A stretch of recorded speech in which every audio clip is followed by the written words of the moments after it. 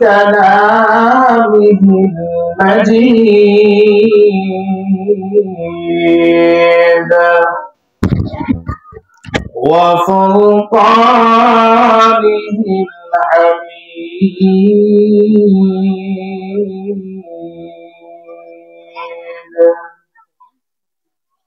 أعوذ بالله من الشيطان الرجيم. بسم الله الرحمن الرحيم.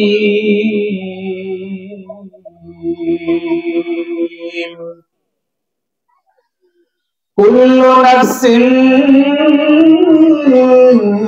بما كسبت رهينة إلا أصحاب اليمين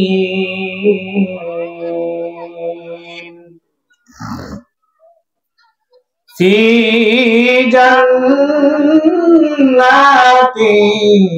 يتساءلون عن المجرمين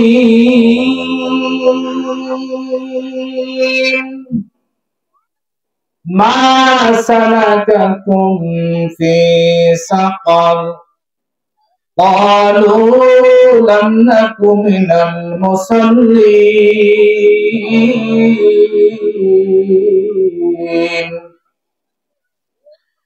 ولم نك نطعم المسكين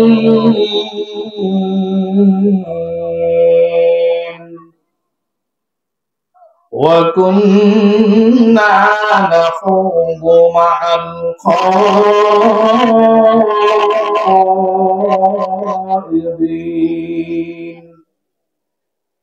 وكنا نكذب بيوم الدين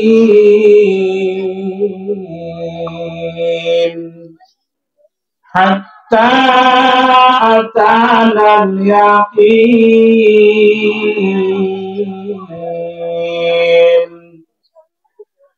وعن أبي هريرة رضي الله تعالى عنه قال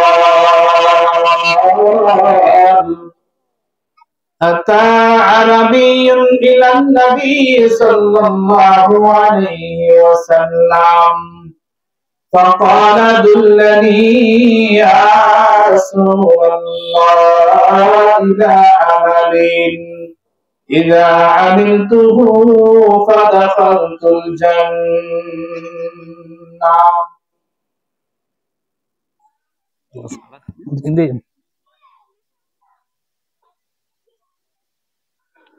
فقال النبي صلى الله عليه وسلم تعبد الله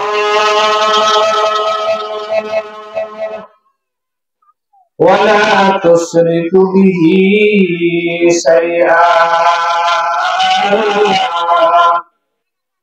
وتقيم الصلاة المكتوبة وتؤدي الزكاة المفروضة وتصوم رمضان.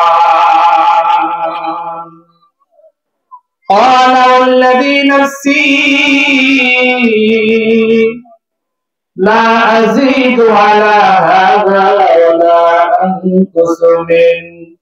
فقال النبي صلى الله عليه وسلم من سره أن ينظر إلى أهل الجنة فلينظر إلى رجل هذا أو كما قال النبي عليه الصلاة والسلام.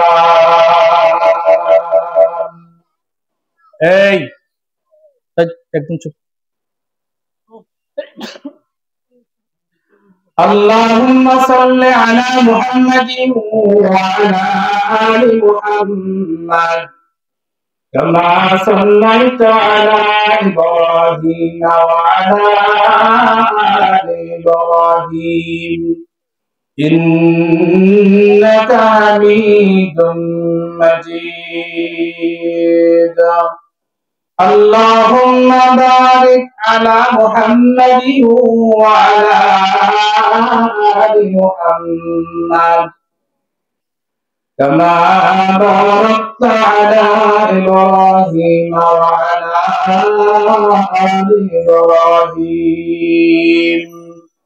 إنك حميد مجيد. سبحانك لا علم لنا إلا ما علمتنا إنك أنت العليم الحكيم.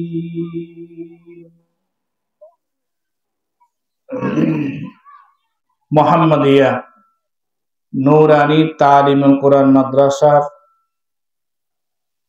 20তম বার্ষিক ওয়াজ ও দোয়ার মাহফিলের সম্মানিত সভাপতি কাবিল ইহতারাম জাতির মাতার মুকুট হযরত উলামায়ে কেরাম, বিশেষ করে দ্বিতীয় অধিবেশনে এই মুহূর্তে যিনি সভাপতিত্ব করেছেন, অত্র এলাকার সকলেরই পরিচিত মুখ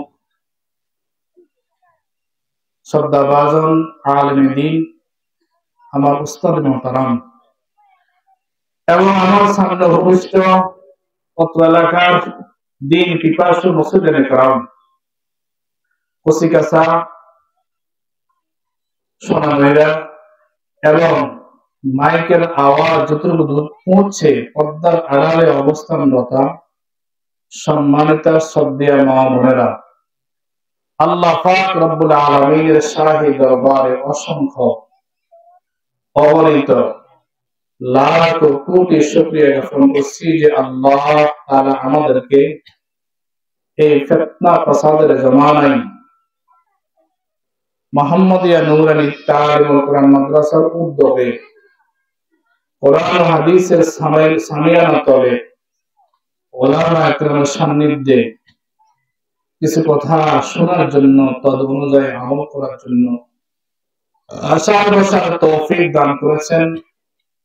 আহকামুল হাকিমিন রব্বুল আলামিনকে সন্তুষ্টি করার লক্ষ্যে সহস্রে কালিমাতুশ শুকর আদায় করছি, আলহামদুলিল্লাহ। মুআজ্জাজ হাজিরিন,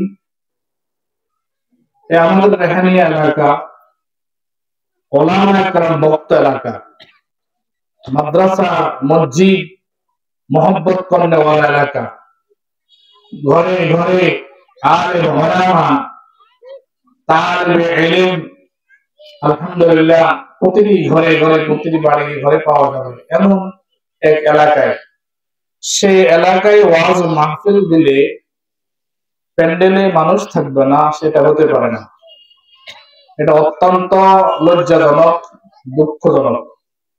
এজন্য আমি এলাকার সন্তান হিসেবে আওয়াজ করব, আমার মনে হয় দোকানপাটে অনেক মানুষ আছেন, মাহফিল প্রতিদিন হয় না, মসজিদ মাদ্রাসা আছে বিদায় মাঝে মধ্যে আপনাদেরকে দ্বীনের তালিম দেওয়ার জন্য উলামায়ে কেরামদেরকে দাওয়াত দিয়ে এনে আপনাদেরকে নসিহত শোনানো হয়।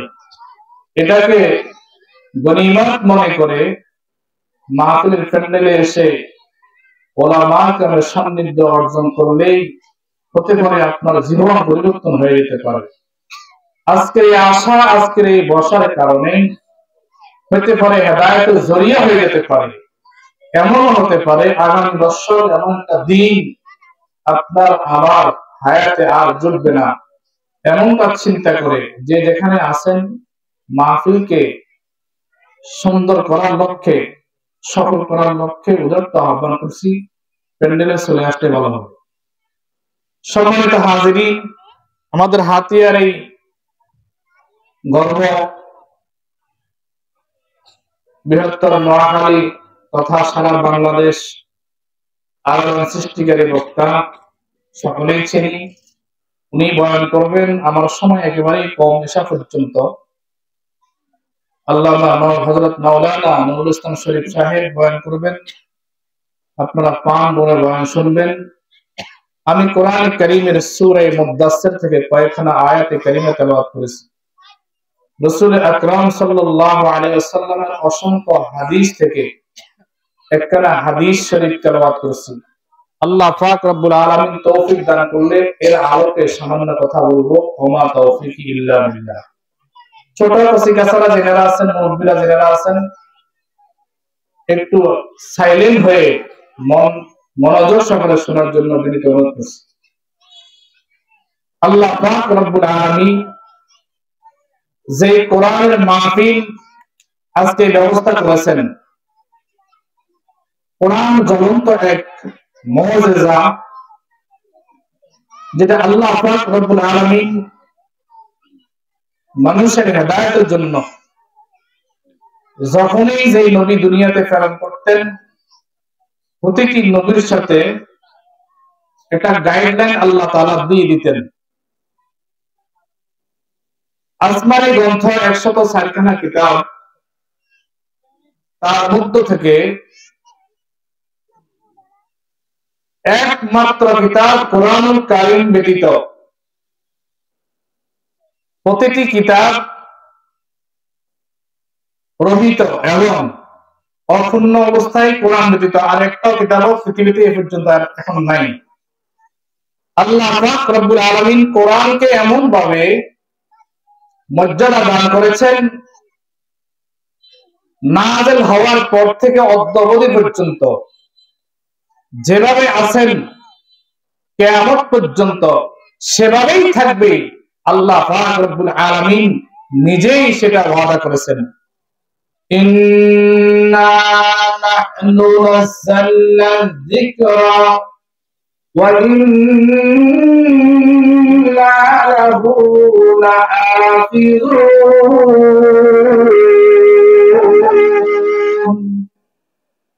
আল্লাহ পাক রব্বুল আলামিন বলেন, কোরআনে কারীম আমি আল্লাহ নিজে অবতীর্ণ করেছি এবং আমি আল্লাহ পাক রব্বুল আলামিন কোরআনে কারীমকে সংরক্ষণের দায়িত্ব আমি আল্লাহ নিজে গ্রহণ করেছি। বলেন সুবহানাল্লাহ।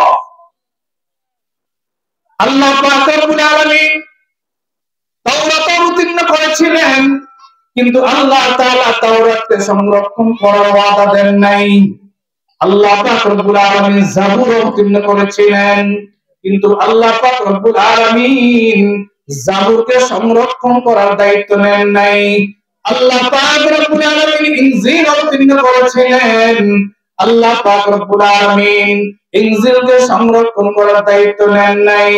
আল্লাহ পাক রব্বুল আলামিন আখিরি নবী, বিশ্ব নবী সরকারে কায়নাত দু আলম সাল্লাল্লাহু আলাইহি ওয়াসাল্লামের উপরে জিবরাইল আমিনের মাধ্যমে লৌহে মাহফুজ থেকে কোরআনে কারীম প্রেরণ করেছেন। সাথে সাথে আল্লাহ পাক রব্বুল আলামিন অভয় ঘোষণা করেছেন, ইন্না নাহনু নাযালনা যিকরা ওয়া ইন্না লাহু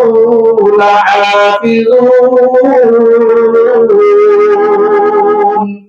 আল্লাহ পাক রব্বুল আলামিন বলেছেন, হে জগতের মানব দানব, তোমরা দেখতে পেয়েছো 104খানা কিতাব, কিছু কিতাব আকারে, কিছু সহিফা আকারে।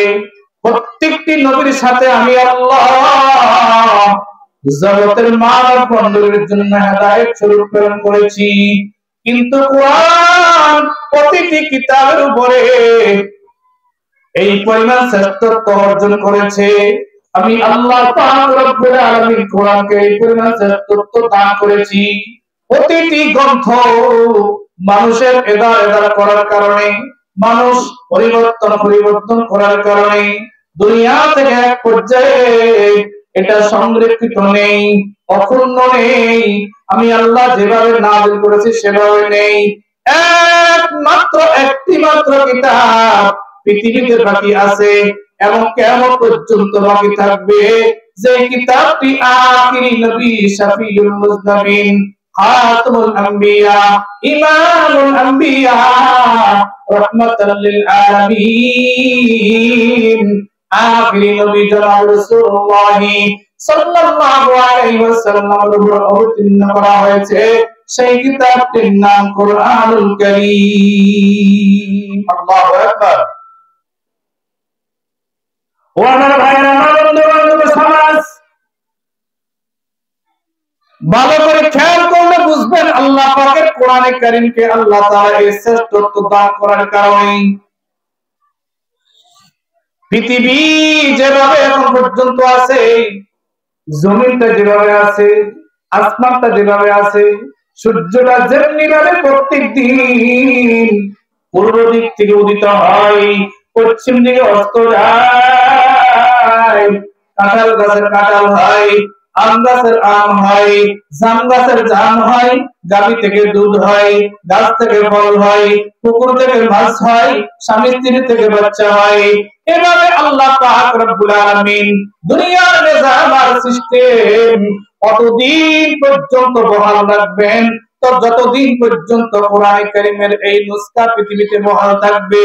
যেদিন দেখবেন কোরআনে কারীমের এই নুসখা পৃথিবীতে তালিমের মাধ্যমে বহাল নাই, তাদরিসের মাধ্যমে বহাল নাই, ওয়াজ বয়ানের মাধ্যমে বহাল নাই, দাওয়াত তাবলীগের মাধ্যমে বহাল নাই, হাফেজ সাহেবদের হিফজ করার মাধ্যমে বহাল নাই, সেদিন আল্লাহ পাক রব্বুল আলামিন আসমানের নিজামটা এভাবে আর রাখবেন না, জমিনের নিজামটা এভাবে আর রাখবেন না, চন্দ্র সূর্যের নিজামটা এভাবে আর রাখবেন না।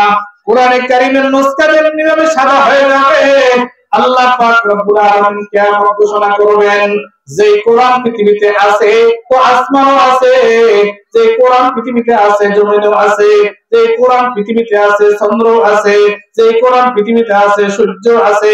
কোরআন থাকবে, সাগর সমুদ্রে জোয়ার আসবে, বাটা হবে।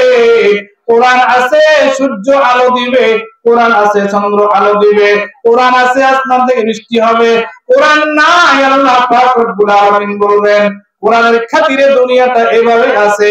যেদিন দেখবেন কোরআন নাই, সেদিন আর দুনিয়া এভাবে থাকবে না। হাদিসে পাকের মজমুন থেকে পাওয়া যায় আল্লাহ পাক রব্বুল আলামিন কোরআনের মর্যাদার কারণে দুনিয়ার সমস্ত নিজামকে এভাবে সাজিয়ে রেখেছেন।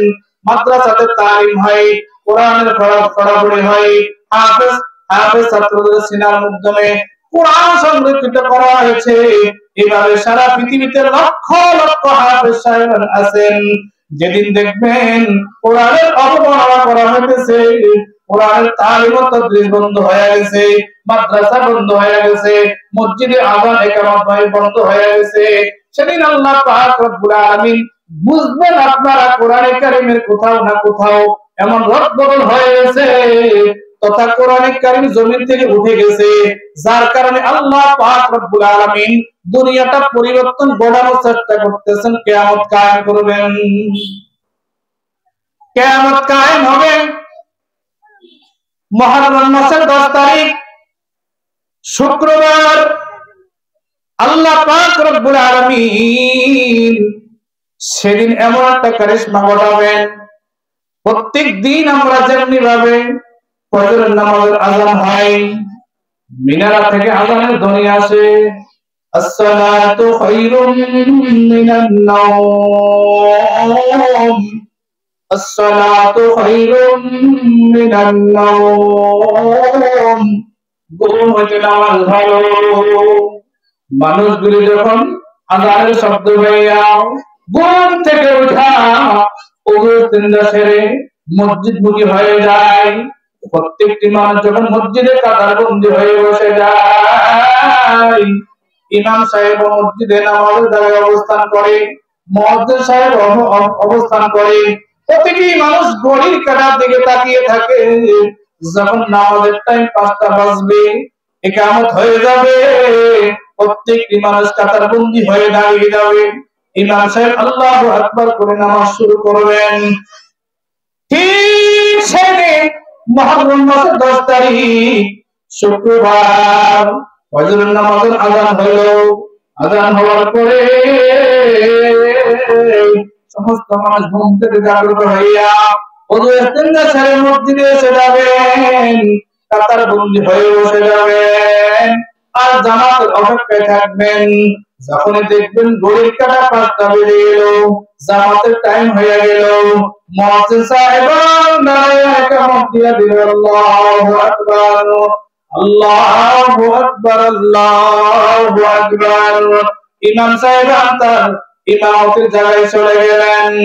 যখন ইকামত শেষ হয়ে যাবে, ইমাম সাহেব তাকবীরে তাহরিমা বেঁধে হাত নাভির নিচে বললেন, নাভির নিচে বাইরা সানা পড়ে ইমাম সাহেব যখনই সূরা ফাতিহা তেলাওয়াত করতে যাবেন, সেদিন এমন একটি ঘটনা ঘটবে, আজ থেকে ৩০-৪০ বছর পর্যন্ত এই মসজিদে এই ইমাম সাহেব নামাজ পড়ায়। ওই দিন মুহররম মাসের 10 তারিখ শুক্রবার ফজরের নামাজের টাইমে ঘটনাটা এমন ঘটবে, ইমাম সাহেবের জবান দিয়া তাকবীরে তাহরিমার পরে সানা পড়ার পরে সূরা ফাতিহা উচ্চারিত হয় না, ইমাম সাহেব হতভম্ব হয়ে যাবে। এত সহজ সূরা, একেবারে সহজ সূরা, সকলের মুখস্থ। আজকে ৬০ বছর পর্যন্ত এই সূরা দিয়ে নামাজ পড়াই, কারণ নবী আকরাম সাল্লাল্লাহু আলাইহি ওয়াসাল্লাম বলেছেন, লা সালাতা ইল্লা বিফাতিহাতিল কিতাব, আও কামা ক্বালান নবিয়্যু আলাইহি সালাতু ওয়াসসালাম। আল্লাহ নবী ঘোষণা করেছেন, সূরা ফাতিহা ব্যতীত নামাজ হবে না। যার কারণে আমরা নফল প্রত্যেক রাকাতে সূরা ফাতিহা পড়ি, ফরজ প্রত্যেক রাকাতে সূরা ফাতিহা পড়ি, সুন্নতে মুআক্কাদার মধ্যে প্রত্যেক রাকাতে সূরা ফাতিহা পড়ি, ওয়াজিবের মধ্যে প্রত্যেক রাকাতে সূরা ফাতিহা পড়ি, তারাবির মধ্যে প্রত্যেক রাকাতে সূরা ফাতিহা পড়ি, বিতরের মধ্যে প্রত্যেক রাকাতে সূরা ফাতিহা পড়ি, আমরা তাহাজ্জুদের মধ্যে প্রত্যেক রাকাতে সূরা ফাতিহা পড়ি। ঠিক কি না বলেন না? প্রত্যেক রাকাতে সূরা ফাতিহা পড়ি না? সহজ না কঠিন? সহজ না, একেবারে সহজ না। প্রত্যেকেই জানে যেদিন মুহররম মাসের 10 তারিখ শুক্রবার ফজরের নামাজের প্রস্তুতি নেবে, ইমাম সাহেব তাকবীরে তাহরিমা বলে ফজর নামাজ শুরু করবেন, সূরা ফাতিহা পড়ার চেষ্টা করবেন। সূরা ফাতিহা জবান দিয়ে আসে না, কেন জানি ভুলে গেছেন। ইমাম সাহেব পিছনের মুক্তাদির কাছ থেকে লোকমা নেওয়ার অপেক্ষা করবেন, মুক্তাদিরাও লোকমা নেওয়ার চেষ্টা করবেন। কি হলো আজকে এমন ঘটনা ঘটে যায়, আমাদের ইমাম সাহেব এত বছর পর্যন্ত আমাদেরকে ইমামতি করেন, সূরা ফাতিহা কোনদিন লোকমা দেওয়া লাগে না, আজকে কেন আটকা পড়ে গেলেন, আমরা লোকমা দিই। আল্লাহ পাকের কারিশমা হিকমত, ওই দিন সমস্ত মুসল্লিরাও লোকমা দিতে পারবে না, মুসল্লিদের জবান থেকে সূরা ফাতিহা আসবে না। এক পর্যায়ে ইমাম সাহেব সূরা ফাতিহা লোকমা না পাইয়া নিজেও সূরা ফাতিহা তেলাওয়াত করতে না পাইরা কোনরকম পরিবেশে করবেন, বিভিন্ন তাসবিহ আদায় করে আসসালামু আলাইকুম বলে নামাজ শেষ করবেন। নামাজ শেষ করার পরে মুসল্লিদের সম্বোধন করে বলবেন, ও আমার মুসল্লিরা, অনেক দিন পর্যন্ত আপনাদের ইমামত করি, কোনদিনও সূরা ফাতিহা ভুল হয় নাই, আজকে আমি সূরা ফাতিহা ভুলে গেলাম, অপেক্ষায় ছিলাম আপনারা লোকমা দিবেন, আপনারাও কি সূরা ফাতিহা পারেন না, কেন জানি লোকমা দিলেন না। মুসল্লিরা বলবে, ও আমাদের ইমাম সাহেব, আমরাও তো আশ্চর্যিত হয়ে গেলাম, সূরা ফাতিহা আমরাও তো ভালোভাবে বুঝতে পারি, আপনাদের লোকমা দেওয়ার জন্য সাধ্যমতো চেষ্টা করতেছিলাম, কিন্তু কেন জানি কি হয়ে গেল, আমরাও লোকমা দিতে পারতেছি না, আমাদের জবান দিয়ে সূরা ফাতিহা উচ্চারিত হচ্ছে না। ইমাম সাহেব সাথে সাথে মিম্বরে রাখা কোরআন শরীফটা খুলবেন, কোরআন শরীফটা খুলে দেখবেন কোরআন শরীফের মধ্যে কোনো লেখা নাই, পুরো কোরআন শরীফ সাদা হয়ে গেছে। বলেন নাউজুবিল্লাহ। আশ্চর্যজনক হয়ে যাবেন, কি ঘটনা ঘটতে যাচ্ছে ইমাম সাহেবও জানে না, মুসল্লিও জানে না। ইমাম সাহেব আশ্চর্যিত হইয়া মনে করেন হাতিয়া উপজেলা কেন্দ্রীয় জামে মসজিদের ইমাম সাহেবকে ফোন করবেন, ইমাম সাহেব হুজুর, আজকে আমাদের মসজিদের কোরআন শরীফের মধ্যে খুলে দেখি কোরআন শরীফে লেখা নাই, আপনাদের কোরআন শরীফটা একটু খুলে দেখেন তো। দেখবে উপজেলা কেন্দ্রীয় জামে মসজিদের কোরআন শরীফের মধ্যে লেখা নাই, সাদা হয়ে গেছে। মনে করবে হাতিয়াতে কোনো সমস্যা হয়েছে, মাইদি ডিস্ট্রিক্ট মসজিদে ফোন করা হবে, সেখানেও দেখবে এক অবস্থা। বাইতুল মুকাররম মসজিদে ফোন দেওয়া হবে, দেখবে সেখানেও এক অবস্থা। চট্টগ্রাম আন্দরুল্লাহ শাহী মসজিদে ফোন দেওয়া হবে, দেখবে সেখানে কোরআন শরীফের লেখা সাদা হয়ে গেছে। সৌদি আরব হারামাইন শরীফাইন মক্কাতুল মুকাররমা মদিনাতুল মুনাওয়ারাতে ফোন করা হবে, দেখবে সেখানে অবস্থা এমনটা হয়ে গেছে। কোরআনে কারীমের মধ্যে লেখা নাই। আল্লাহ পাক রব্বুল আলামিন জগতের মানুষকে কোরআনে কারীমের লেখা উঠাইয়া নিয়া বুঝাইতে চাইতেছেন। কোরআনে কারীম যতদিন ছিল পৃথিবী ততদিন ঠিক আছে। কোরআনে কারীম যতদিন আছে এই পৃথিবীর আসমান থেকে চন্দ্র সূর্য উদিত হয়। কোরআনে কারীম যেদিন থেকে চর্চা বন্ধ হয়ে যাবে, বয়ান বক্তব্য বন্ধ হয়ে যাবে, তালিম তাদরিস বন্ধ হয়ে যাবে, তাবলীগ বন্ধ হয়ে যাবে, ওয়াজ নসিহত বন্ধ হয়ে যাবে, দাওয়াত বন্ধ হয়ে যাবে, আল্লাহ পাক রব্বুল আলামিন সর্বপ্রথম কোরআনে কারীমটা আসমানে উঠাইয়া জগতের মানুষকে বলবেন, আজ থেকে পৃথিবী আমি আর রাখবো না, আজ থেকে কিয়ামত ঘোষণা হবে। قال النبي صلى الله عليه وسلم لا تقوم الساعة في الأرض حتى يقال الله الله أو كما قال النبي عليه الصلاة والسلام। আল্লাহ হাবিব সাল্লাল্লাহু আলাইহি ওয়াসাল্লাম ঘোষণা করেন, অতঃপর পর্যন্ত পৃথিবী ধ্বংস হবে না, তথা কিয়ামত হবে না, যতদিন পর্যন্ত পৃথিবীর জমিনে একজন মানুষ আল্লাহ বলনেওয়ালা বাকি থাকে। ও আমার ভাইরা, আমার বন্ধু বান্ধব সমাজ, খেয়াল করলে বুঝবেন, মাদ্রাসা যতদিন আছে ততদিন পর্যন্ত আল্লাহ বলনেওয়ালা সৃষ্টি হবে। মসজিদ যতদিন আছে ততদিন পর্যন্ত পৃথিবীতে আল্লাহ বলনেওয়ালা সৃষ্টি হবে। দাওয়াত তাবলীগ যতদিন আছে ততদিন পর্যন্ত পৃথিবীতে আল্লাহ বলনেওয়ালা সৃষ্টি হবে। ওয়াজ নসিহত যতদিন আছে ততদিন পর্যন্ত পৃথিবীতে আল্লাহ বলনেওয়ালা সৃষ্টি হবে।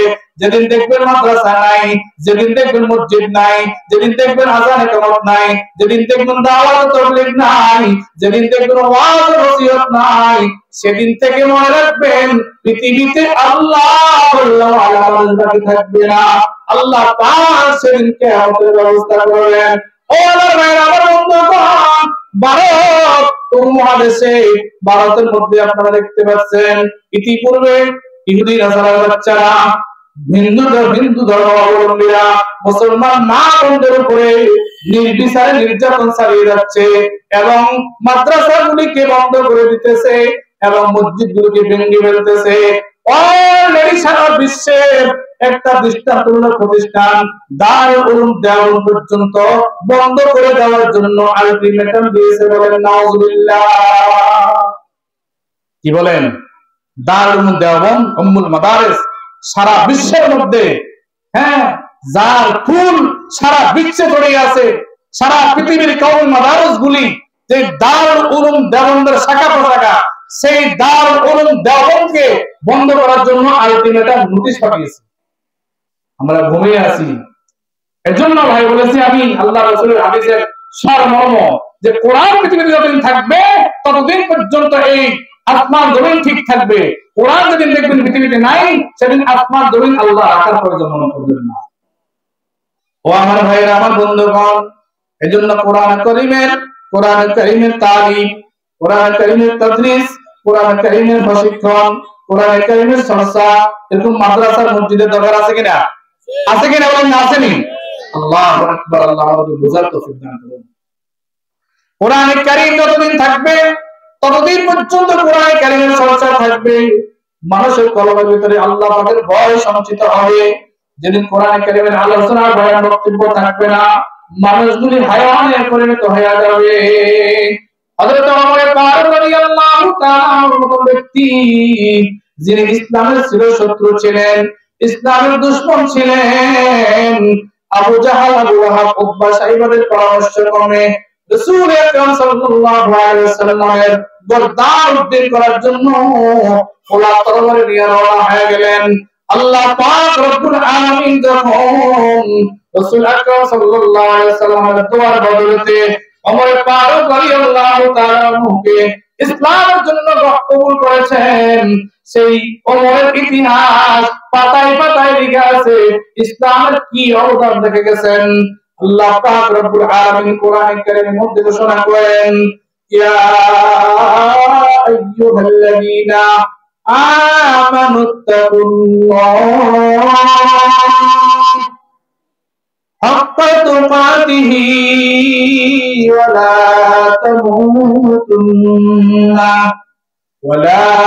তামুতুন্না ইল্লা ওয়া আনতুম মুসলিমুন। আল্লাহ পাক রব্বুল আলামিন বলেন, হে জগতের ঈমানদার বান্দা বান্দীগণ, তোমরা আমি আল্লাহকে ভয় করো, হাক্কা তুকাতিহি, ভয় করার মতো করো, ওয়া লা তামুতুন্না, মৃত্যুবরণ করিও না, ইল্লা ওয়া আনতুম মুসলিমুন, মুসলমান না হয়ে কবরে আসিও না। কবি বলেন, हम मुसलमान है अगर हम मैं मुसलमानी नहीं, हम मुसलमान है अगर हम मैं मुसलमानी नहीं, दिल में ईमान है तो क्यों दीन पर चलते नहीं, दिल में ईमान है तो क्यों दीन पर चलते नहीं।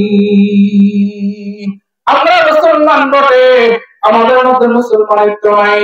আল্লাহ পাক রব্বুল আলামিন এই আয়াতে কারিমার মধ্যে আল্লাহ পাকের ঈমানদার বান্দা বান্দীদেরকে আল্লাহ লক্ষ্য করে বলেন, ভয় করো, আমি আল্লাহকে ভয় করো, যেমন ভয় করা উচিত তেমন ভয় করো। কেমন ভয় করা উচিত? আল্লাহ পাক রব্বুল আলামিন হযরত ওমরের মাধ্যমে পৃথিবীতে দৃষ্টান্ত স্থাপন করে গিয়েছেন। ওমর তো মুসলিম ছিল, ওমর তো রাসূলের দুশমন ছিল, ওমর তো ইসলামের শত্রু ছিল। যখন ইসলামের ছায়া তলে এসে গেছেন, ওমরের কলবের মধ্যে কি পরিমাণ তাকওয়া অর্জন হয়েছে একটা দৃষ্টান্ত স্থাপন করে গেছেন। আমি আপনাদেরকে শোনাইতেছি। আগে ভয়ের অর্থটা একটু বলি। আত-তাকওয়া আরবাতু আসিয়া, তাকওয়া চারটা জিনিসের নাম কমপক্ষে। আত-তাকওয়া আরবাতু আসিয়া, আত-তাকওয়া আল খাউফু মিন জালিল, তাকওয়ার এক অর্থ হলো আল্লাহ পাককে যেমন ভয় করা দরকার তেমন ভয় করা, ওয়া তানজিল ওয়াল আমালু মিন তানজিল। তাকওয়ার দুই নম্বর অর্থ হলো আল্লাহ পাক রব্বুল আলামিনের নাযিলকৃত কিতাবের উপরে যথাযথ আমল করা, ওয়াল কানাতু মিন কালিল। তাকওয়ার এক অর্থ হলো অল্প জিনিসের উপরে সন্তুষ্ট থাকা, আল ইস্তিদাদু মিন ইয়াউমিল ওয়াঈদ। তাকওয়ার চতুর্থ নম্বর অর্থ হলো কিয়ামত দিবসের জন্য প্রস্তুতি গ্রহণ করা। এই চার অর্থ সামনে রেখে হযরত ওমর ফারুক রাদিয়াল্লাহু তাআলা আনহু কি পরিমাণ তাকওয়া তার কলবের মধ্যে অর্জন করেছেন একটু খেয়াল করে শুনবেন, বুঝবেন। একটু জিকির করে লা ইলাহা ইল্লাল্লাহ, লা ইলাহা ইল্লাল্লাহ, লা ইলাহা ইল্লাল্লাহ।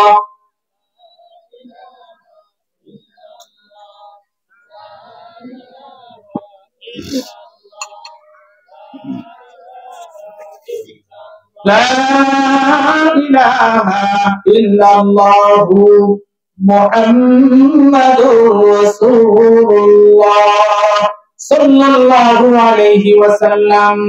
ভাইরা আমার, বন্ধু বান্ধব, সমাজ মুরব্বিয়ানে کرام, ওমরের দৃষ্টান্ত শুনুন। ওমর এমন এক ব্যক্তি, আল্লাহ পাক রব্বুল আলামিন ওমর ইসলাম গ্রহণ করার পরে কলিজার মধ্যে পরিমাণ ভয়ের তাকওয়া দান করেছেন। কোন কবিতার ভাষায় ওমরের ব্যাপারে বলেন, তাকাজা হাই কে ফির দুনিয়া মে শানে হুইদা হো, আরব কি রিগজারোं से कोई फारूक पैदा हो, तकाजा है कि फिर दुनिया में शान हक हुवैदा हो, आलमगीर गुजारों से कोई बारूद पैदा हो। ওমর কি দৃষ্টান্ত স্থাপন করেছেন, খেয়াল করে শোনো। একদা ঈদুল ফিতরের দিন, আগামীকাল সকালে ঈদের দিন, ঈদুল ফিতর, রাত্রে বেলা ওমর ফারুক রাদিয়াল্লাহু তাআলা আনহু খলিফাতুল মুসলিমিন, আমিরুল মুমিনিন, রাষ্ট্রীয় কাজে সরকারের অফিসের মধ্যে ব্যস্ত। ওমর ফারুক রাদিয়াল্লাহু তাআলা আনহু সহধর্মিণী স্ত্রী, ঘরের মধ্যে একমাত্র সন্তান আব্দুল্লাহকে নিয়ে আসেন। ইতিপূর্বে দেখলেন আশপাশে পাড়া প্রতিবেশী সকল ঘরের ছেলে মেয়েরা ঈদের নতুন কাপড় চোপড় কিনে আগামীকালকে ঈদের জন্য রেডি হয়ে আছেন। যখন ওমরের স্ত্রী দেখলেন ওমর রাদিয়াল্লাহু তাআলা আনহুর একমাত্র ছেলে আব্দুল্লাহ দেখলেন আশপাশের সকল ছেলে মেয়েরা আগামীকালকে ঈদ করার জন্য নতুন কাপড় চোপড় কিনে রেডি হয়ে আছে।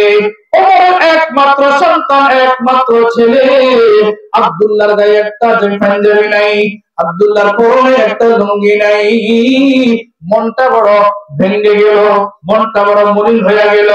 হযরত ওমর ফারুক রাদিয়াল্লাহু তাআলা আনহুর স্ত্রী, আমিরুল মুমিনিন, খলিফাতুল মুসলিমিন, অদ্য পৃথিবীর শাসক, 10.5 বছর পর্যন্ত যে ওমর খেলাফতের দায়িত্ব পালন করেছেন, তার একমাত্র সন্তান আব্দুল্লাহর গায়ের মধ্যে একটা পাঞ্জাবির ব্যবস্থা ঈদগাহে যাওয়ার জন্য নাই, পরনের মধ্যে একটা লুঙ্গির ব্যবস্থাও নাই। এক পর্যায়ে স্ত্রী হযরত ওমর ফারুক রাদিয়াল্লাহু তাআলা আনহু অফিসের দরজায় কড়া নাড়লেন। রাতের গভীরে হযরত ওমর যখন বুঝতে পারলেন তার স্ত্রী দরজার মধ্যে টোকা দিলেন, ওমর রাদিয়াল্লাহু তাআলা আনহু সাথে সাথে বাতিটা বন্ধ করে দিলেন। আল্লাহু আকবার। জৈতুন তেল চালাইয়া, সরকারের তেল খরচ কইরা, সরকারের বাতি জ্বালাইয়া অফিসের কাজ করতেছিলেন। আমাদের জমানায় যেরকম কারেন্টের ব্যবস্থা আছে, সোলারের ব্যবস্থা আছে, ওই সময় তো এটা ছিল না। আমরা বহু আগে দেখেছি আমাদের চাচিরা, আমাদের দাদি নানিরা কেরোসিন জ্বালাইয়া বাতি বেজাইয়া যেরকম ঘরে আলো দিতেন। সে ওমর ফারুক রাদিয়াল্লাহু তাআলা আনহুর জমানার মধ্যে হযরত ওমর ফারুক রাদিয়াল্লাহু তাআলা আনহু তেল জ্বালাইয়া রাষ্ট্রীয় কাজে অফিসের মধ্যে ব্যস্ত ছিলেন।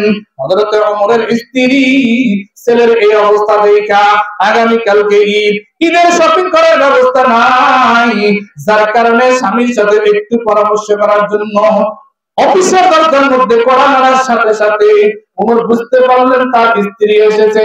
সাথে সাথে বাতিটা নিভাইয়া দিলেন।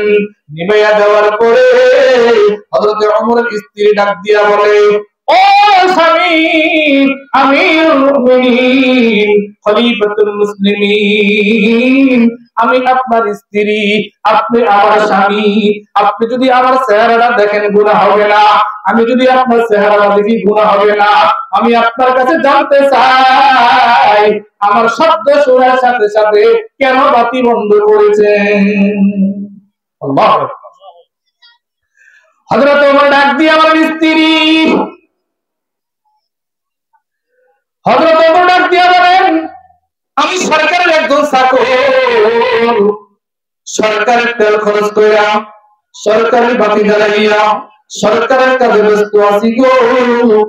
কাল কিয়ামতের ময়দানে আল্লাহ পাকের আদালতের সামনে হইতে পারে তোমার সাথে সরকারের তেল জ্বালাইয়া, সরকারের বাতি জ্বালাইয়া তোমার সাথে কথোপকথন করার কারণে কাল কিয়ামতের ময়দানে আল্লাহ পাকের আদালতের সামনে হইতে পারে জবাব দিতে হবে, ও তুমি তো নবীর শরীক, তুমি তো খলিফাতুল মুসলিমিন, তুমি তো নবুয়তের পরে খেলাফতের দায়িত্বে ছিলে, তুমি কিভাবে আল্লাহ পাকের ভয় দিলের মধ্যে বাদ দিয়া সরকারের তেল খরচ কইরা বিবির সাথে প্রেমে করেছো? আজকে জবাব দাও। ও আমার স্ত্রী, আমার দিলের মধ্যে এইটুকু ভয় থাকার কারণে তোমার ডাক শোনার সাথে সাথে বাতিটা বন্ধ করিয়া দিলাম। বলেন সুবহানাল্লাহ। এবার বলে স্ত্রী কি জন্য আসছো বলো, তোমার আবেদন কি? ডাক দিয়ে বলে আমিরুল মুমিনিন খলিফাতুল মুসলিমিন, আবেদন একটা, আগামীকাল ঈদুল ফিতর, ঈদের দিন পাড়া মহল্লার প্রতিটি শিশু, প্রতিটি ছেলে মেয়ে নতুন কাপড় চোপড় কিনা রেডি হয়ে আছে, আগামীকাল ঈদের নামাজ পড়বে, ঈদ গায়ে যাবে, আনন্দ উল্লাস করবে।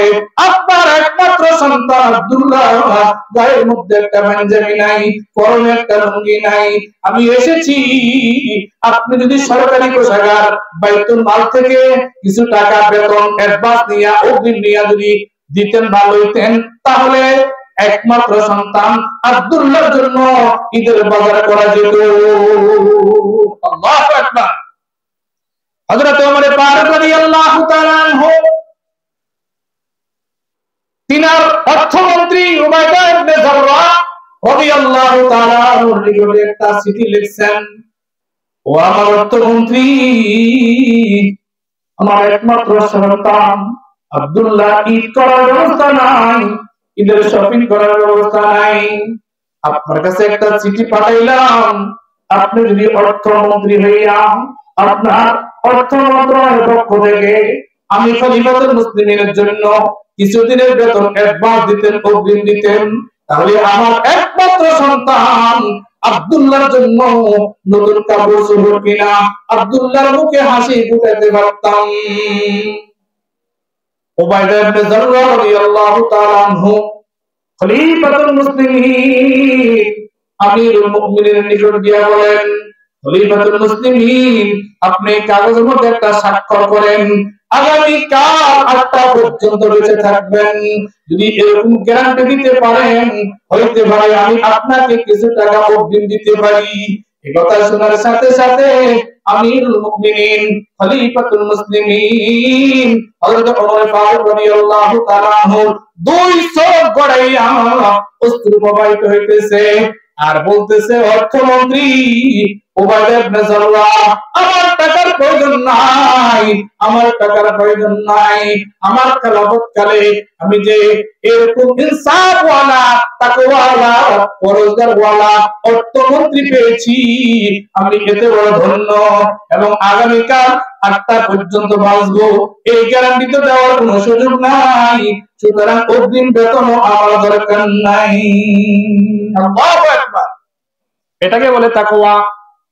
ইয়া আইয়ুহাল্লাযীনা আমানুত্তাকুল্লাহ হাক্কা তুকাতিহি ওয়া লা তামুতুন্না ইল্লা ওয়া আনতুম মুসলিমুন। আল্লাহ পাক রব্বুল আলামিন বলেন, আল্লাহকে ভয় করো, যেমন ভয় করা উচিত তেমন ভয় করো। আমি যে ঘটনা আপনাদের শুনাইলাম, আমি এবং আপনাদের বলবো, আল্লাহকে ভয় করো, ওমরের মতো ভয় করো, আল্লাহকে ভয় করো, আবু বকরের মতো ভয় করো, আল্লাহকে ভয় করো, ওসমানের মতো ভয় করো, আল্লাহকে ভয় করো, আলীর মতো ভয় করো, আল্লাহকে ভয় করো, উবাইদা ইবনে জাররাহর মতো ভয় করো, আল্লাহকে ভয় করো, সাহাবা আজমাইনের মতো ভয় করো, আল্লাহকে ভয় করো, খলিফা যিনারা ছিলেন খোলাফায়ে রাশিদের মতন ভয় করো, যিনারা দুনিয়াতে থাকাকালীন জান্নাতের সুসংবাদ পেয়ে গেছেন, তিনাদের মতন ভয় করো। তাহলে হাক্কা তুকাতিহি মিজদাক অনুযায়ী আমাকে আল্লাহ পাকের ভয় দিলের মধ্যে যখন আমি সঞ্চিত করতে পারবো, জমা করতে পারবো, আমার পক্ষে সুদ খাওয়া সম্ভব হবে না, আমার পক্ষে ঘুষ খাওয়া সম্ভব হবে না, আমার পক্ষে মিথ্যা কথা বলা সম্ভব হবে না, আমার পক্ষে মিথ্যা সাক্ষী দেওয়া সম্ভব হবে না, আমার পক্ষে কারো জমি দখল করা সম্ভব হবে না, আমার পক্ষে ওজনে কম দেওয়া সম্ভব হবে না, আমার পক্ষে মদ্যপান করা সম্ভব হবে না, আমার পক্ষে শরাব পান করা সম্ভব হবে না, আমার পক্ষে গাঁজা পান করা সম্ভব হবে না, আমার পক্ষে হিরোইন ব্যবহার করা সম্ভব হবে না, আমার পক্ষে আত্মসাৎ করা সম্ভব হবে না, হত্যা করা সম্ভব হবে না, খুন খারাপি করা সম্ভব হবে না। একমাত্র এক কথা, আমি যে অন্যায় করতে যাব আমার ভিতরে যখন তাকওয়াটা থাকবে, আল খাউফু মিন জালিল, আল্লাহ পাকের ভয়, আল আমরু মিন তানজিল, কোরআনের মতো আমল, আল কানাতু মিন কালিল, অল্পতে সন্তুষ্ট, আল ইস্তিদাদু বিয়াউমিল বাঈদ, কিয়ামতের জন্য প্রস্তুতি।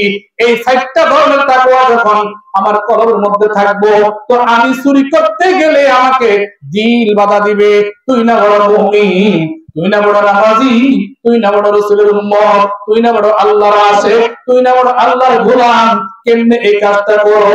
ওইখান থেকে ফিরে আসা সম্ভব হবে ঠিক কিনা? عن أبي هريرة رضي الله تعالى عنه قال أتى عربي إلى النبي صلى الله عليه وسلم حضرت أبي هريرة رضي الله تعالى عنه থেকে বর্ণিত, আবু হুরায়রা রাদিয়াল্লাহু তাআলা থেকে হাদিস রাসূল সাল্লাল্লাহু আলাইহি ওয়াসাল্লাম বলেন, আমার নিকটে একজন বৌদ্ধ সাহাবী এসেছে। আতা আরাবিয়ুন ইলা নবী সাল্লাল্লাহু আলাইহি ওয়াসাল্লাম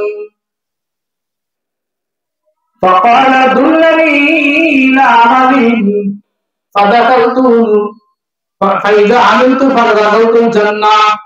ওই বৌদ্ধ সাহাবী রাসূল, ইয়া রাসূলুল্লাহ, ইয়া হাবিবাল্লাহ, আমাকে এমন কিছু আমল শিখাইয়া দেন যে আমলটি করলে পরে আমি জান্নাতে প্রবেশ করব। রাসূল আকরাম সাল্লাল্লাহু আলাইহি ওয়াসাল্লাম বললেন, তা'বুদুল্লাহ,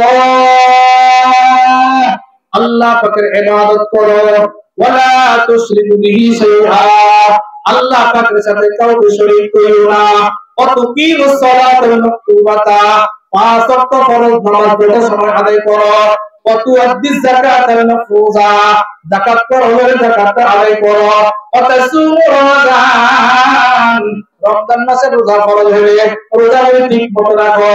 এই কয়েকটি আমলের কথা বলেছেন। বলার সাথে সাথে সাহাবী বলেন, ওয়াল্লাযী নাফসি বিয়াদি লা আযীদু আলা হাযা ওয়ালা আনকুসু মিনহু, ইয়া রাসূলুল্লাহ, ইয়া হাবিবাল্লাহ, আপনি আমাকে যে আমলগুলোর কথা বলেছেন আমি তার থেকে একচুল বাড়াইয়া করব না, একচুল কমাইয়া করব না, হুবহু আমি ওই আমলগুলি আপনার বাতানো মতে করব, আপনার বাতানো নির্দেশ মোতাবেক করব। রাসূল আকরাম সাল্লাল্লাহু আলাইহি ওয়াসাল্লাম বলেন, ও আমার সাহাবীরা শুনো, যে লোকটা আমি নবীর সামনে এই কথা বলে চলে গেল, তোমরা যদি কেউ বিহিস্তি মানুষ দেখতে মন চায় তার দিকে তাকাইয়া দেখো। সুবহানাল্লাহ। কি আমল?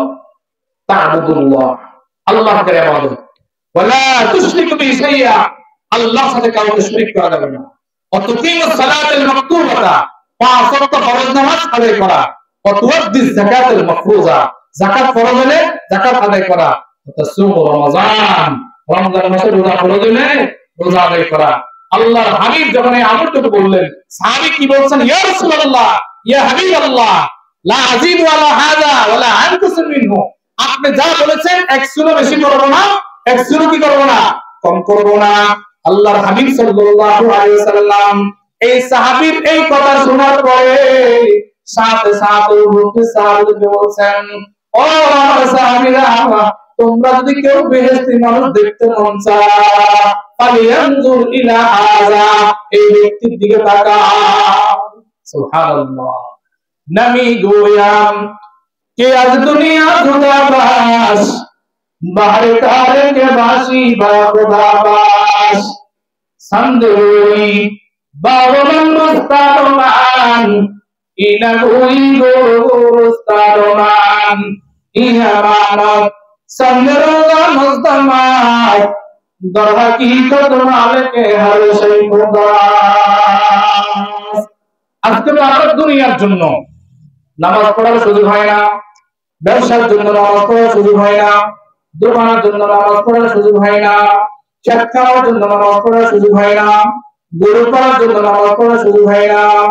আমাকে আমার দুনিয়া ব্যস্ততা এমন করে ঘিরে রয়েছে, আল্লাহর হুকুম নামাজটা আদায় করার সুযোগ হয় না। কোরআনে কারীমের সূরা মুদাসসিরের কয়েকটা আয়াত কারীমে আমি আপনাদের সামনে তেলাওয়াত করেছি। আল্লাহ পাক রব্বুল আলামিন বলেন, কুল্লু নাফসিন বিমা কাসাবাত রহিনা, প্রতিটি মানুষ তার কৃতকর্ম আমলের নিকটে বন্ধক, যেমন আমল তেমন ফল, তার কৃতকর্মের নিকটে প্রতিটি মানুষ আবদ্ধ। ইল্লা আসহাবাল ইয়ামিন, একমাত্র জান্নাতি মানুষগুলি ছাড়া। ফি জান্নাতি ইয়াতাসাআলুন আনিল মুজরিমিন। জান্নাতীদেরকে জাহান্নামীদের ব্যাপারে প্রশ্ন করা হবে, ও জান্নাতের বাসিন্দারা, তোমরা জান্নাতে বসবাস করতেছ, অথচ তোমার পাড়ার লোক, তুমি যে সমাজে বসবাস করতা সেই সমাজের লোক, তুমি যে মসজিদের মুসল্লি ছিলা সে এলাকার লোক, তুমি যে মেম্বারের ওয়ার্ডের লোক ছিলা সে ওয়ার্ডের লোক, তুমি যে ইউনিয়নের লোক ছিলা সেই ইউনিয়নের লোক, একই এলাকার লোক, তুমি জান্নাতে গিয়েছো, তুমি জান্নাতের বাসিন্দা হয়েছো, আর তোমার এই বন্ধু জাহান্নামে কেন একটু বড়? কার কাছে প্রশ্ন করবো? জান্নাতীদের কাছে, জান্নাতীদের কাছে। এরা জাহান্নামে কেন? এরা জাহান্নামে কেন? ফি জান্নাতি ইয়াতাসাআলুন আনিল মুজরিমিন মা সালাকাকুম ফি সাকার। জান্নাতীদেরকে প্রশ্ন করা হবে গুনাহগারদের ব্যাপারে, জাহান্নামীদের ব্যাপারে, নাফরমানদের ব্যাপারে প্রশ্ন করা হবে, এরা জাহান্নামে যাওয়ার কারণ কি? মা সালাকাকুম ফি সাকার, এরা জাহান্নামে কেন? জান্নাতি বন্ধুগণ যারা বেহেশতের মধ্যে আছে তারা উত্তর দিবে, বড় বড় বড় বড় সাতটি অপরাধের কারণে এরা জাহান্নামে। বলেন নাউযুবিল্লাহ। বড় বড় সাতটি কি অপরাধের কারণে? এই সাতটি অপরাধ যদি আমার জীবনে থাকে, আজকের আমার আলোচনার শেষ প্রান্তে আমি তওবা করতেছি, আপনারা সকলে তওবা করবেন। এই সাতটি অপরাধ যদি আমাদের কারোর মধ্যে থাকে, আমরা এই অপরাধ থেকে ইনশাআল্লাহ বেঁচে চলবো। আল্লাহ আমাদেরকে আমল করার তৌফিক দেন। এই সাতটি অপরাধ বলে আমি শেষ। এক নম্বর অপরাধ, ক্বালু লাম নাকু মিনাল মুসাল্লিন। এক নম্বর অপরাধ হলো আমি আমার দুনিয়ার জীবনে নামাজ ছিলাম না। বলেন না নাউযুবিল্লাহ। এক নম্বর অপরাধ কি? নামাজ পড়ে না। নামাজ। ক্বালু লাম নাকু মিনাল মুসাল্লিন। জান্নাতীরা জবাব দিবে আমরা নামাজ ছিলাম, নামাজ পড়ছি। এরা যারা জাহান্নামে গেছে এদের এক নম্বর অপরাধ হলো এরা নামাজ পড়ে নাই। বোঝা গেল বেনামাজের ঠিকানা জাহান্নামে। বলেন না বেনামাজের ঠিকানা কোথায়? মাকুন চুস্তি নামাজে পাঞ্জেগানা ফাওয়াইলুল লিল মুসাল্লিন আল্লাযিনা। মাকুন চুস্তি নামাজে পাঞ্জেগানা ফাওয়াইলুল লিল মুসাল্লিন আল্লাযিনা। নামাজের ব্যাপারে যারা উদাসীন, নামাজের ব্যাপারে যারা কাফের, নামাজের ব্যাপারে যারা দাঁড়ায় না, পশ্চিম দিকে ফিরে আসার খাই না, মসজিদের মিলাও চিনে না, মসজিদের বারান্দা চিনে না, মসজিদের ইমামতি কেউ কোন হুজুরে করে এই সমাজের মুসল্লি ইমাম সাহেবরা চিনে না, টাইম টেবিলও বুঝে না। আজকে শুক্রবারে মাথায় টুপি দিলে আগামী শুক্রবারে টুপিটা খুঁজে পায় না। এমন মুসল্লিদের ব্যাপারে জান্নাতীরা স্পষ্ট জবাব দেন কোরআনের ভাষায়, লাম নাকু মিনাল মুসাল্লিন। ওই জাহান্নামীরা অস্বীকার করতে বাধ্য হবে, লাম নাকু মিনাল মুসাল্লিন, আমরা নামাজ পড়ি নাই, আমরা নামাজে ছিলাম না। দুই নম্বর অপরাধ, ওয়ালাম নাকু নুতঈমুল মিসকিন। আমার ঘরে পর্যাপ্ত খানা ছিল, আমি বড় দরিদ্র ব্যক্তি ছিলাম, আমার কোনো অভাব ছিল না, আমার পাশে এতিম ছিল, অসহায় ছিল, অনাথ ছিল, হতদরিদ্র ছিল, মাদ্রাসার ছাত্র ছিল, মুয়াজ্জিন সাহেবের খানার দরকার ছিল, ইমাম সাহেবের খানার দরকার ছিল, তাদেরকে খাওয়াই নাই। তাদের খাওয়ার দরকার ছিল, তাদেরকে খাওয়াই নাই। অনাথের বুকে খানা দেই নাই, অভাবীদের খানা খাওয়াই নাই, মিসকিনদেরকে খানা খাওয়াই নাই, গরিবদেরকে খানা খাওয়াই নাই। দুই নম্বর অপরাধ। ও আমার ভাইরা, আমার বন্ধুরা, যুব সমাজ, আজকে মসজিদের অনেক মসজিদে দেখা যায় কে ইমাম সাহেবের খাওয়া শুধু ঠেলাঠেলি। এই ঠেলাঠেলির কারণে ইমাম সাহেব 5 কিলোমিটার দূরে দিয়ে খানা খাওয়া লাগে, বাড়িতে দিয়ে খানা খাওয়া লাগে, সাইকেল দিয়ে বাড়িতে যাওয়া লাগে। এত বড় সমাজ, কেউ ইমাম সাহেবের ভাত খাওয়া না, কেউ মুয়াজ্জিন সাহেবের ভাত খাওয়া না। আমরা সমাজের কথা কই না, আমরা অনেক ভালো কথা কন না, না আমরা সমাজের কথা কই না, পুরো সমাজে আছে আর কি, ঠিক না? আছে না? দুই নম্বর অপরাধ। তিন নম্বর অপরাধ, وَكُنَّا نَخُوضُ مَعَ الْخَائِضِينَ। 3 নম্বর অপরাধ হলো আলোচনা সমালোচনা লিপ্ত থাকতাম, সব সময় হুজুরের বদনাম করতাম, সব সময় ইমাম সাহেবের পিছনে থাকতাম, ওলামায়ে কেরামের বদনাম করতাম, আলেম সমাজের দিবসের করতাম, আমার চেয়ে ভালো মানুষ হাজী সাহেবের বদনাম করতাম, আমার চেয়ে ভালো মানুষ নামাজের বদনাম করতাম। অনেক গ্রুপ আসেনি বদনাম আলোচনা সমালোচনা নিয়ে সাহায্যখানে বসলে মনে হয় এটা বাংলাদেশের সংসদ ভবন। কথা বলেন না, আলোচনা সমালোচনা আছে না? অথচ রাসূল বলেছেন যে ব্যক্তি তার লজ্জাস্থান আর তার জিহ্বাটাকে হেফাজত করবে, আল্লাহ হাবিব সাল্লাল্লাহু আলাইহি সাল্লাম বলেন আজমাল্লাহু জান্নাহ, আমি ওই ব্যক্তিকে জান্নাতে নেওয়ার জন্য জিহ্বাটাকে গ্রহণ করলাম। জিহ্বা আর লজ্জাস্থান এই দুইটা বস্তুকে যে ব্যক্তি হেফাজত করবে, আল্লাহ হাবিব বলেন তাকে জান্নাতে নেওয়ার ব্যাপারে নবী জিম্মাদারি গ্রহণ করলাম। 4 নম্বর অপরাধ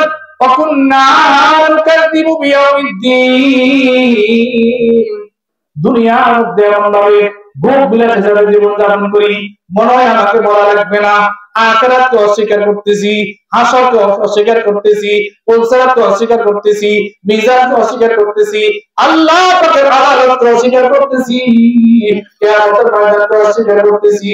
ওই জাহান্নামীরা জবাব দিবে এই সাইটটা বড় অপরাধ আমরা করেছি, আজকে যার কারণে আমরা জাহান্নামী। হাত্তা আতানাল ইয়াকিন, কতদিন পর্যন্ত অপরাধ ছিল? মরণ পর্যন্ত। মরার আগ পর্যন্ত তাবলীগ ওয়ালারা বহুদিন হাতে ধরেছে, বহুদিন পায়ে ধরেছে, বহুদিন ঘুরানোর চেষ্টা করেছে, মরার আগে এই লোকটা পরিবর্তন আসে নাই। এই নারামি করতে করতে, এই বাইদারি করতে করতে, এই অপরাধ করতে করতে আজরাইল মালাকুল মউত এসে ধরে ফেলেছে, মাইয়িত হয়ে গেছে, লাশ হয়ে গেছে, বেনামাজি হয়ে কবরে চলে গেছে, যার কারণে ধরা হয়ে গেছে। আল্লাহ পাক রব্বুল আলামিন এই 7টা অপরাধ থেকে আমাদেরকে বাঁচার তৌফিক দান করুন, বলেন আমিন। মুআজ্জাজ মুকাররম, সম্মানিত এলাকাবাসী, আমাদের আপনাদের সকলের পরিচিত মুখ, বৃহত্তর নোয়াখালীর গর্ব, হাতিয়ারী কৃতের সন্তান, আলোড়ন সৃষ্টিকারী বক্তা হযরত মাওলানা নুরুল ইসলাম শরীফ সাহেব এশারের পর থেকে আখিরি মুনাজাত পর্যন্ত সারগর্ভ আলোচনা করবেন, দোয়া করবেন এবং মাদ্রাসা কেন্দ্রিক যত বিষয়বস্তু আছে সব উপস্থাপন করবেন। আমি বিক্ষিপ্ত বিচ্ছিন্ন যে কথাগুলি আলোচনা করেছি, সর্বপ্রথম আল্লাহ তাআলা আমাকে আমল করার তৌফিক দান করুন, আপনাদেরকে আমল করার তৌফিক দান করুন। পরিশেষে এই মাদ্রাসার দীর্ঘায়ু, মাদ্রাসার সুন্দর উজ্জ্বল ভবিষ্যৎ কামনা করে আমি আমার আলোচনা এখানে শেষ করছি। ওয়া মা তাওফীকি ইল্লা বিল্লাহ। আসসালামু আলাইকুম ওয়া রাহমাতুল্লাহ।